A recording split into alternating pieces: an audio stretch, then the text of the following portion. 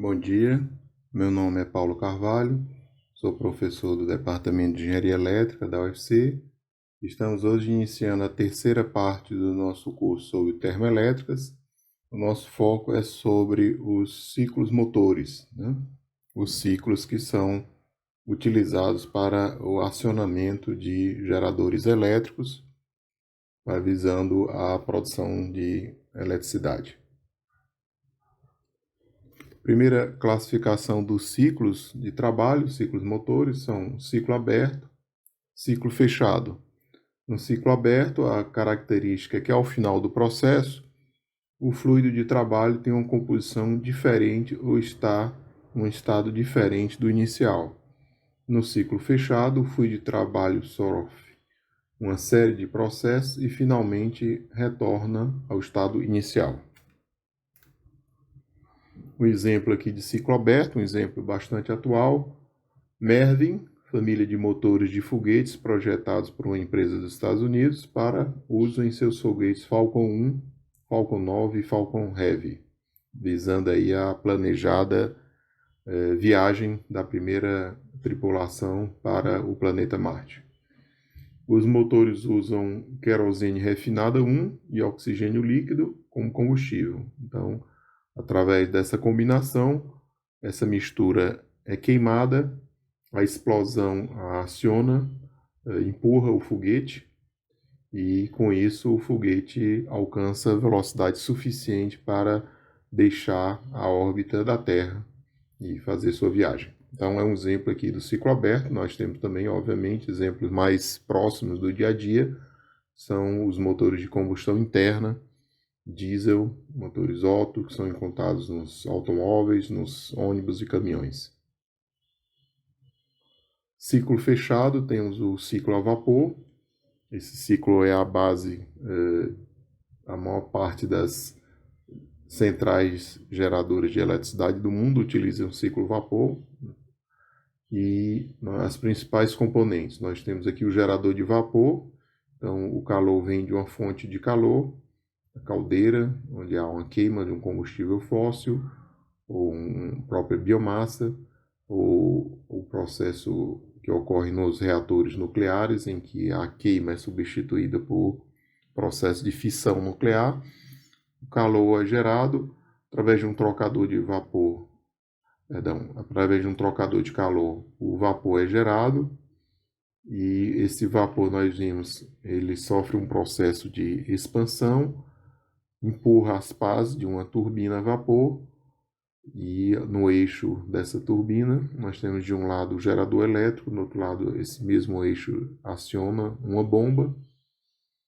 Nós vimos também que nenhum processo de conversão tem 100% de eficiência, então ao final o fluido sai da turbina ainda com um calor residual. Esse calor precisa ser eliminado para que o ciclo possa fechar. A condição inicial do ciclo é que o estado inicial é igual ao estado final, então é necessária a perda de calor. Essa perda de calor ocorre no condensador. Então nós temos a água fria, é tirada de a água a temperatura ambiente, é tirada de um rio, de um lago, ocorre um processo de troca de calor e no condensador, e a água que ainda tinha um calor perde o calor residual e volta ao estado líquido. No estado líquido, essa água é conduzida a uma bomba, onde ela aumenta a sua pressão, visando aumento de eficiência, e é injetado no gerador de vapor, onde ele absorve calor, e aí o processo é reiniciado. Destacamos aqui como combustível lenha, carvão, bagaço de cana, óleo combustível, gás natural, outro material combustível, com a combustão sendo realizada na fornalha. Então, podemos observar que uma grande variedade de combustíveis podem ser usados no ciclo a vapor, e o que faz, contribui também, como falamos, que essa seja a base da maior parte das plantas de geração de eletricidade do mundo. Nas usinas nucleares, como também comentamos, o reator substitui a caldeira e os elementos radioativos substituem os combustíveis tradicionais. Nas usinas nucleares, a fonte de calor é o processo de quebra do elétron, a fissão nuclear. O ciclo Rankine vai ser o nosso primeiro ciclo motor, representa um ciclo ideal para uma unidade motora simples a vapor. Então, o ciclo Rankine, ele representa o ciclo ideal, ou seja, um ciclo sem perdas, né? Que se aproxima do ciclo real que ocorre com o ciclo a vapor, do processo real que ocorre com o ciclo a vapor. Então, as principais características nós comentamos aqui mais detalhadamente. A água sai do condensador, é elevada sua pressão em uma bomba, o fluido é enviado à caldeira, onde absorve calor, passa do estado líquido para vapor. No vapor, no estado de vapor, ele se expande em uma turbina, que aciona gira um eixo, aciona um gerador elétrico. Após sair da turbina, com calor residual, passa pelo condensador, onde perde esse calor residual, volta, é condensado e volta ao estado líquido, e aí o processo reinicia. Aqui só título de curiosidade, a primeira máquina a vapor do mundo, nossa visita ao Museu do Automóvel, em Salamanca, da Espanha. A água era colocada no interior dessa esfera, era aquecida, era convertida em vapor, e o vapor só tinha esses dois orifícios na parte superior e inferior para sair. O movimento de saída do vapor fazia essa esfera girar, o que era colocado como uma atividade de entretenimento. Como havia uma grande abundância de mão de obra escrava, os gregos nunca se sentiram motivados para aplicar esse acionamento em unidades de grande porte. Então, ficou apenas como uma distração, como um passatempo. Mas com isso a gente vê que desde os tempos da antiga Grécia já se tinha conhecimento da conversão de calor em trabalho e o acionamento de máquinas, mesmo que primária, já era conhecido. O primeiro grande aplicação, né, com a Revolução Industrial no século XVIII na Inglaterra, foi uma das primeiras aplicações de destaque, foi o uso em locomotivas a vapor, né, que revolucionou o transporte. Nós temos aqui uma imagem da nossa visita ao Museu do Algodão, em Campina Grande, que o locomotivas a vapor transportavam algodão do interior para o litoral do estado, e mostrando aí que o grande potencial. Infelizmente, no Brasil, boa parte das ferrovias ou foram abandonadas ou viraram peças de museu, e o uso atual no país é muito pouco, mas nos países desenvolvidos são caracterizados por possuírem extensas malhas, redes ferroviárias. Voltando ao nosso ciclo, então vamos aqui detalhar as etapas envolvidas no nosso ciclo. Primeiro nós temos aqui o diagrama temperatura e entropia, né? Temperatura eixo vertical, entropia eixo horizontal. Etapa 1 é a etapa de 4 até 1, bombeamento adiabático reversível na bomba. Então nós estamos aqui na bomba, como está indicado na figura, bomba em operação. O processo é adiabático, porque não há troca de calor. Não tendo troca de calor, não há variação de entropia, não recebe nem perde calor. Então, veja que a variação ΔS, a variação de entropia é zero, de 4 para 1. Reversível, porque lembrando que estamos falando sempre de ciclos ideais, então as perdas são desprezadas, e estamos na bomba. Então, 4 a 1, bombeamento adiabático reversível na bomba.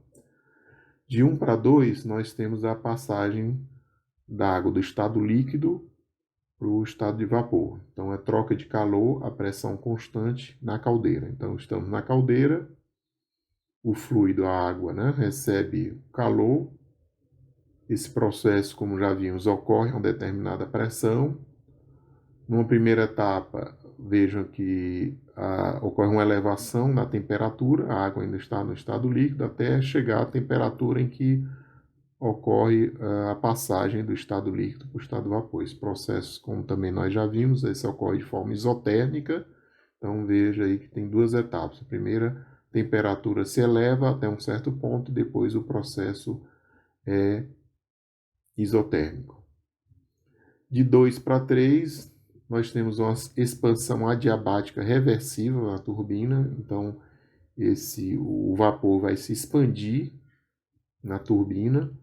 Essa expansão, na forma ideal, ocorre sem trocas de calor, então é adiabático, o que significa que a variação da entropia também é zero, de 2 para 3, ocorrendo na turbina. E, finalmente, de 3 para 4, nós temos uma troca de calor a pressão constante no condensador. Então, nesse momento, o fluido perde o seu calor, veja aí a redução de entropia de 3 para 4, ocorre a uma determinada pressão, né? Isso no condensador, e assim fechamos o ciclo da máquina a vapor. Aqui na nossa visita ao Museu Alemão, em Munique, nós temos várias unidades de turbina a vapor, lógico, lembrando que isso aqui, obviamente, é um museu, então são máquinas antigas, não mais em operação hoje em dia, mas os princípios estão aí colocados e dá para a gente ter aqui uma boa ideia da tecnologia. Então, nós temos aqui uma turbina a vapor, está com a sua tampa, a parte superior aberta, mas numa unidade real de operação, logicamente, essa tampa estaria fechada, o vapor era colocado no interior dessa câmara, e nesse processo de expansão empurrava as pás do eixo e fazia com que esse eixo, que está mostrado na fio, girasse, e na ponta do eixo se encontrava um gerador elétrico. Outra aplicação. Aqui nós temos aqui detalhe das pás da turbina. Então o vapor, como foi falado, se expande, empurra essas pás e faz com que toda a peça gire, né, acionando um dispositivo na ponta. Aqui são outros modelos, concepções antigas de turbina a vapor. Aqui também mais um detalhe das pás da turbina a vapor. Aqui temos a imagem da nossa visita ao Museu da Eletricidade, em Lisboa. Esse prédio era onde funcionava a termoelétrica a carvão, que gerava energia elétrica para a cidade de Lisboa. Hoje é um museu, né? Podemos aqui o detalhe situado na beira do rio, exatamente onde era descarregado o carvão que vinha de outras regiões do país. Observamos aqui na figura a estrutura básica, o carvão é recebido aqui à esquerda, queimado na fornalha, a troca de calor, veja ali no circuito em vermelho, o vapor vai até a turbina a vapor, aciona o gerador, passa pelo condensador, veja que a cor muda de vermelho para azul, e recircula para ser novamente aquecido na caldeira. Observe o detalhe ali da coleta manual do que sobra da queima do carvão, né, a escória. Então, esses trabalhadores eram submetidos a condições extremamente difíceis, extremamente insalubres de trabalho, tendo que coletar manualmente próximo a uma região de alta temperatura, coletar os rejeitos aí da queima do carvão. Outra utilização do ciclo a vapor, como nós já falamos anteriormente, são as centrais termonucleares, e aqui a gente destaca, são dois circuitos. Um circuito aqui em amarelo, né, em que o fluido, no caso a água, entra em contato com o elemento combustível, né, o material radioativo. Essa água ela passa pelo um gerador de vapor, e nós temos aqui um segundo ciclo, que é esse que está em azul à direita, e o vapor, o processo já conhecido por nós, o vapor se expande na turbina, aciona o gerador, passa pelo condensador, passa por uma bomba, retorna, adquire calor.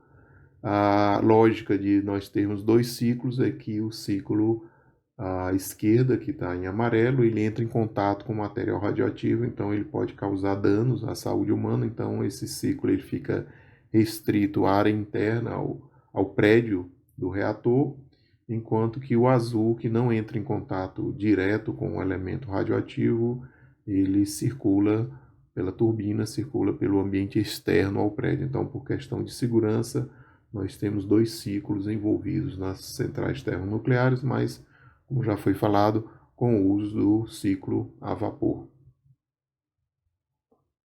Aqui, só para título de curiosidade, temos aqui a imagem das duas usinas nucleares existentes no país. Angra 1, 640 megawatts. Angra 2, com 1.350 megawatts. Outra possibilidade são as termos acionadas a RSU, resíduos sólidos urbanos, né? O lixo, o material que é coletado nas grandes cidades.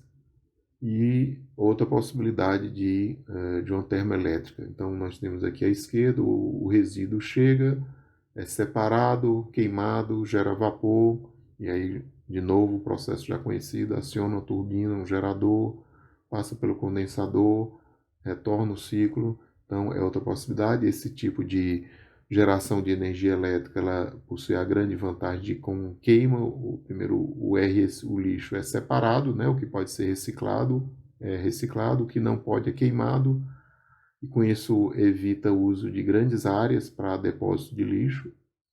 Então, o material é queimado, o que sobra dessa queima, cinzas, são usados até em pavimentação, e com isso se gera energia elétrica de uma forma mais sustentável.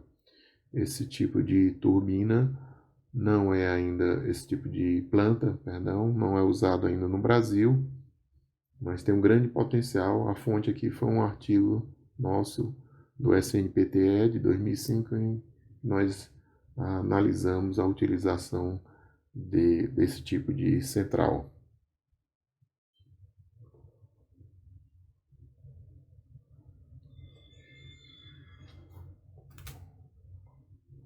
Então temos aqui o exemplo da usina de RSU em Brescia, na Itália, em que a usina localizada no centro da cidade. Então veja aqui todo, apesar de trabalhar com o lixo das cidades, há todo um respeito ambiental, uma área preservando todas as normas do meio ambiente, o detalhe da chaminé que libera os gases a uma altura elevada, visando reduzir o impacto ambiental na área ao redor da usina. Outro tipo de central elétrica que utiliza o ciclo vapor são as usinas termossolares, né? Então, a fonte de calor, nesse caso, não é a queima de combustível fóssil, não é a queima de lenha, não é a queima de carvão, e sim o calor é obtido através do sol. Então, nós temos superfícies espelhadas que concentram o calor do sol, esse calor aquece um fluido, o fluido passa por um trocador de calor, gera vapor e daí diante nós temos o processo já conhecido do ciclo a vapor. Então, primeira observação importante, fotovoltaica não é a única forma de gerar energia elétrica com a radiação solar, nós podemos usar também usinas termossolares, né? Também chamado solar térmica de concentração, porque a luz precisa ser concentrada para poder termos elevadas temperaturas. No caso aqui, essa concentração é obtida com tecnologia chamada cilíndrica parabólica, no caso da forma do coletor. Então, como podemos ver na figura, a superfície espelhada ela tem que ter, obviamente, um mecanismo de acompanhamento do Sol, sempre concentrando a luz do Sol. A luz do Sol é concentrada nessa tubulação que está no meio da área espelhada. Dentro dessa tubulação corre um fluido, como eu falei, esse fluido é aquecido, troca de calor lá na frente, gera vapor e o vapor aciona uma turbina a vapor. Então, é outra tecnologia também que até hoje não é utilizada no Brasil e possui um grande potencial, destacando aí o interior do Nordeste, norte de Minas Gerais, como as áreas mais propícias no Brasil para a instalação de centrais solar térmicas de concentração. Aqui uma unidade, durante uma visita nossa a uma feira, então mostrando aí a superfície espelhada, mostrando aí a tubulação, como eu falei, no interior desse fluido aqui. No interior dessa tubulação é que corre um fluido que absorve o calor, que depois, em um trocador de calor, ele, em contato com a água, gera vapor. Próximo ciclo, motor, vamos falar do ciclo Otto, né, que representa o ciclo ideal, ou seja, o ciclo sem perdas, né, que se aproxima do motor de combustão interna de ignição por centelha. Então, aqui nós temos dois diagramas, à esquerda, o diagrama pressão, volume, e à direita, o diagrama temperatura e entropia, para melhor descrição, compreensão do processo do ciclo. Então, vamos aqui a nossa sequência, de 0 a 1, nós temos uma admissão isobárica. Então, veja aí que uma pressão constante. O êmbolo inicia o movimento descendente. Então, veja que há um aumento do volume de V1 para V2, porque o êmbolo está descendo, né? Cria um vácuo parcial no cilindro, a válvula de admissão é aberta e uma mistura de ar e gasolina vaporizada entra no interior do cilindro. Então, estamos aqui na etapa de 0 a 1. De 1 a 2, nós temos uma compressão adiabática. Então, vejam ali de 1 para 2 uma compressão, o volume é reduzido de V2 para V1. Esse processo é adiabático, como não há troca de calor, a variação de entropia é zero. Então, veja no diagrama temperatura e entropia que a variação, o ΔS igual a zero. Então, a válvula de admissão se fecha e permanece fechada enquanto o êmbolo se movimenta para cima. Uma mistura ar-combustível é comprimida. Então, ocorre aí a compressão. De 2 para 3, nós temos aqui uma compressão isocórica. Veja então que o volume é constante. 2 para 3, a combustão. Então, veja que há o aumento da entropia de 2 para 3. A mistura ar-combustível está na compressão máxima. Uma centelha elétrica inflama a mistura.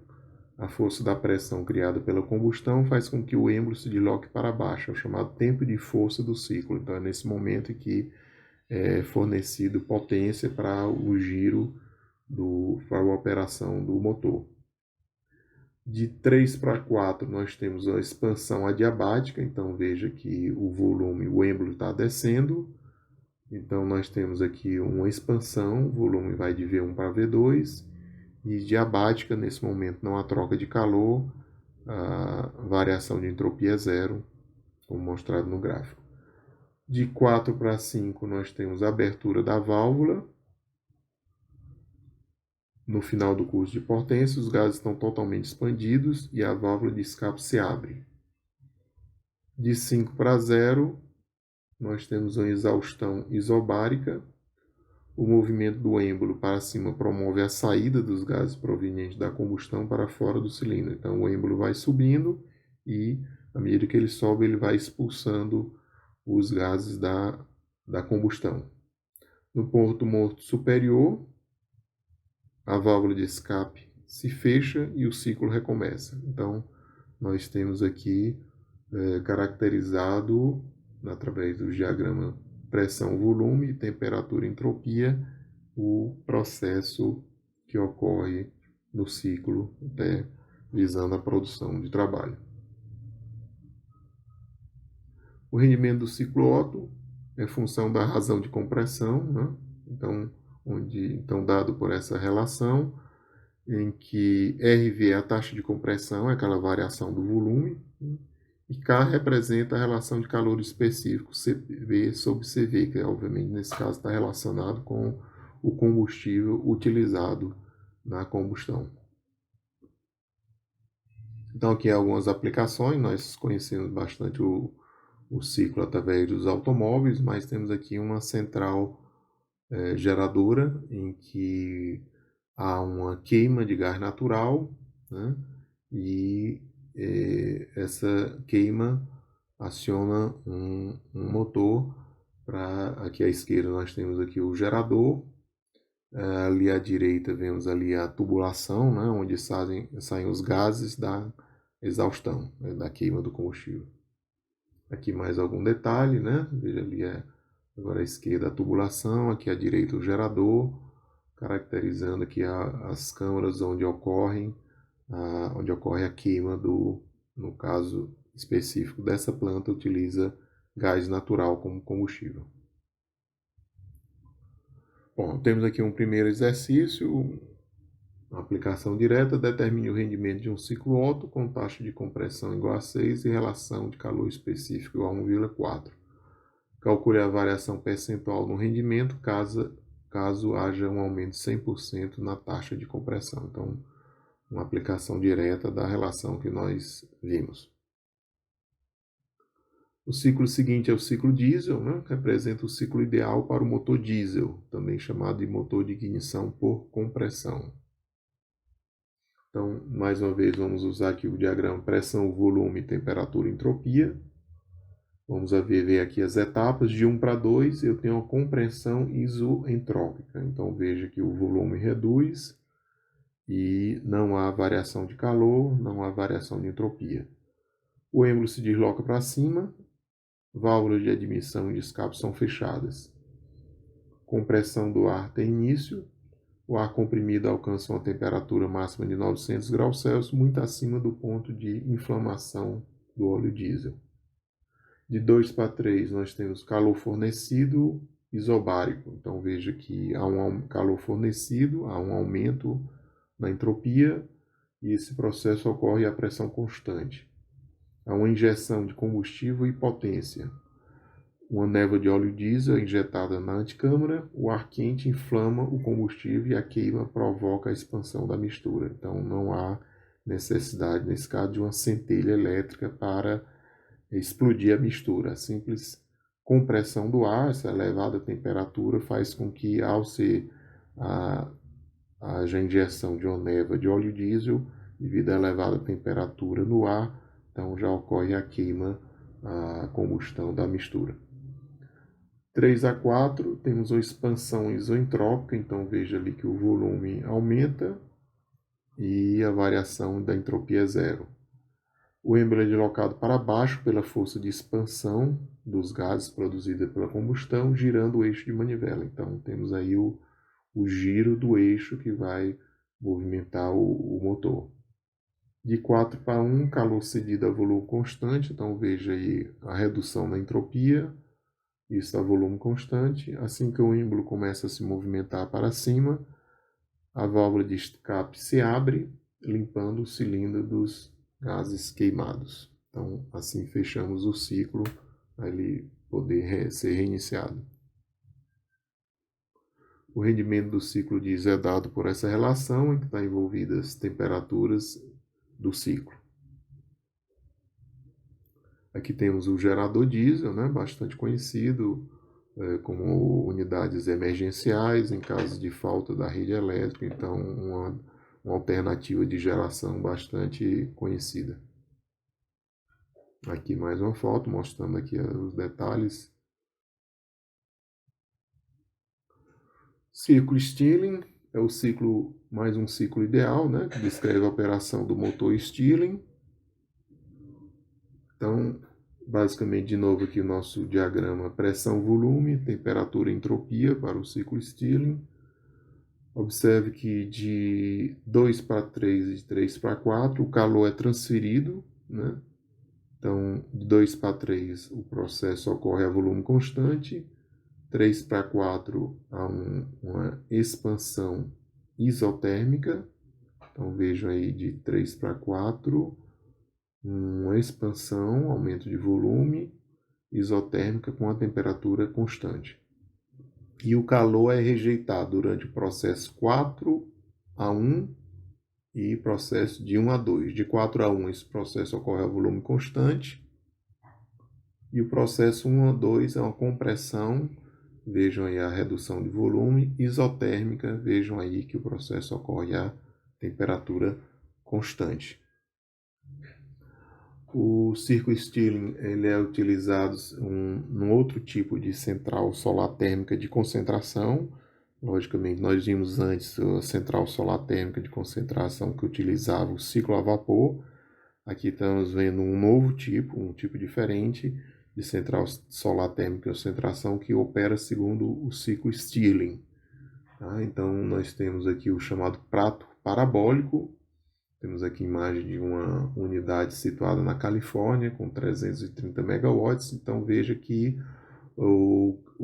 a superfície espelhada concentra a radiação em um ponto. Na ponta exatamente se encontra o motor Stirling, que fornece trabalho para o acionamento de grupo de geração de energia elétrica. Então é outra tecnologia, outra forma e gerar energia elétrica, né, diferente da fotovoltaica, diferente da solar térmica que utiliza o ciclo a vapor. Aqui temos uma unidade, né, durante uma visita que realizamos a uma feira na área de energia solar. Aqui também mais detalhes, né? Temos aqui o cogeração solar, disco Stirling, né? Então mostrando aí é sempre o princípio, tem uma superfície que concentra a luz em um ponto, nesse ponto se localiza o motor Stirling. Nossas referências, nosso livro, né? O livro Termodinâmica e Energia Térmica, uma série de sites, nosso artigo do SNPTE, as fotos são de minha autoria, exceto quando indicada a fonte. Agradeço a atenção, até o nosso próximo encontro.